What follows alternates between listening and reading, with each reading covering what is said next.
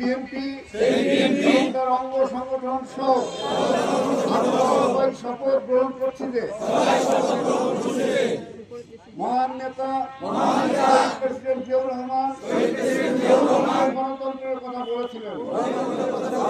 শপথ করছি যতক্ষণ পর্যন্ত বাংলাদেশে গণতন্ত্র নিশ্চিত হবে না ততক্ষণ পর্যন্ত লড়াই চালিয়ে যাবো।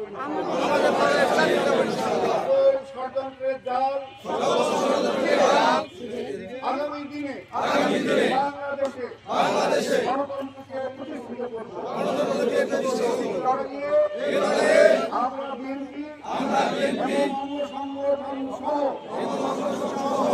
সংগঠনের সকল স্তরের নেতা কর্মী আমরা ঐক্যবদ্ধ। আল্লাহ আমাদের সহায়, আমাদের কবুল করে আমাদের শক্তি সাহস দিক, লড়াইয়ে আমরা বিজয় হই।